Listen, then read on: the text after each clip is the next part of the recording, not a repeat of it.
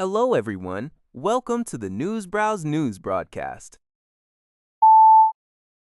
People's Daily Online reports that China's National Medical Products Administration has granted the world's first regulatory approval for an implantable brain-computer interface, BCI, device, marking a significant milestone in medical technology. This approval transitions BCI, long considered the pinnacle of human-machine interaction, from laboratory research to clinical application. The approved system, dubbed INEO, was jointly developed by Neurical Technology and Tsinghua University for hand motor function augmentation. It enables patients with quadriplegia or spinal cord injuries to control external devices, such as pneumatic gloves, with their thoughts. Another system, Bainow Number 1, has also been used in surgeries to improve motor function. Clinical trials have shown varying degrees of improvement in grasping ability, neural remodeling, and partial recovery of neural functions for participating patients. Experts highlight the significance of achieving stable brain signal acquisition through minimally invasive implantation without damaging brain tissue. China is fostering a supportive ecosystem for the BCI industry, with a market predicted to reach 5.58 billion yuan by 2027, driven primarily by medical rehabilitation applications. According to Yonhap News Agency, North Korea's foreign ministry announced the appointment of new ambassadors to Britain and Indonesia on Tuesday, marking the first replacement of its top envoys in these major diplomatic outposts in approximately a decade. Mun Myong-sin has been named as Pyongyang's new envoy to Britain, succeeding Choi Il. Notably, Mun previously served at the North Korean embassy in London alongside Tae Yong-ho, a high-profile North Korean defector. Concurrently, Hong Kwang-il has been appointed as the new top envoy to Indonesia, a role that also encompasses his position as ambassador to the Association of Southeast Asian Nations. This announcement is significant as it's the first formal disclosure of a top diplomat stationed in Indonesia since 2015. These appointments align with Pyongyang's recent efforts to revive international diplomacy, following similar ambassadorial changes in Nigeria, Brazil, and Belarus, as it actively pursues a foreign affairs policy centered on national interest. According to Fengwan, Jeff Bezos' secretive AI startup, Prometheus, is reportedly poised to conduct its first funding round.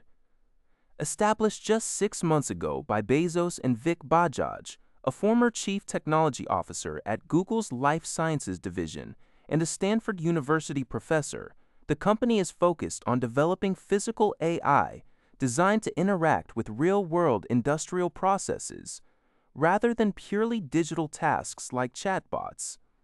Sources indicate Prometheus plans to raise approximately $10 billion in new capital, which would place its post-money valuation at around $38 billion, with JP Morgan and BlackRock said to be involved.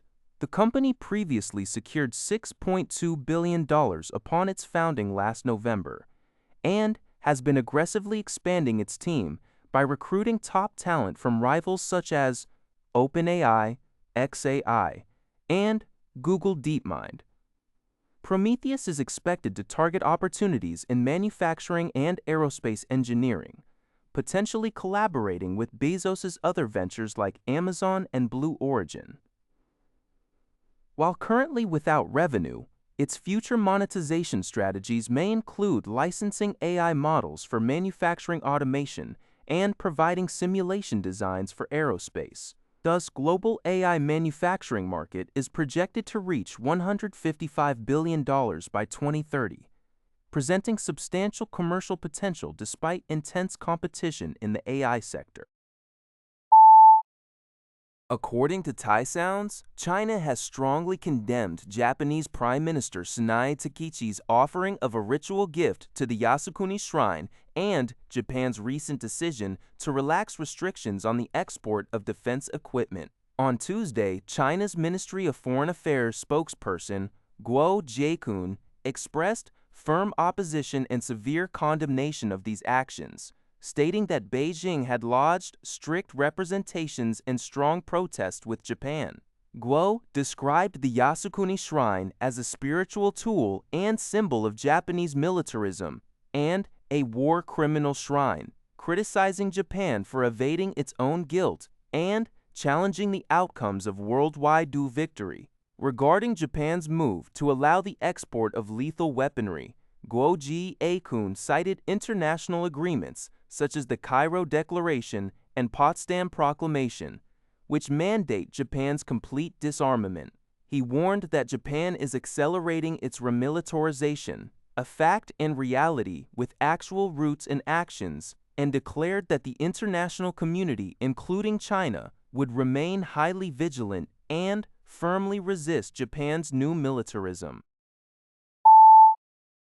According to GG Press, the Australian government announced on April 21, 2026, an investment of 7 billion Australian dollars, equivalent to approximately 800 billion yen, over the next decade. This significant investment is dedicated to developing indigenous defense technology against drone attacks, with a focus on urgently building interception capabilities. The decision comes in response to recent conflicts in the Middle East and Russia's ongoing invasion of Ukraine, which have highlighted the critical need for robust drone defense systems. The Australian government had previously indicated its intention to prioritize funding for unmanned equipment in its national defense strategy.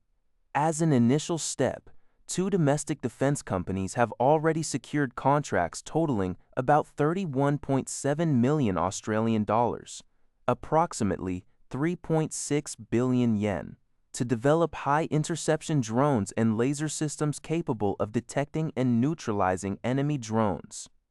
Defense Industry Minister Pat Conroy emphasized that this initiative aims to equip Australia with strong, domestically developed drone defense capabilities to effectively counter emerging threats. That's all for this video. Thank you for watching. See you in the next video.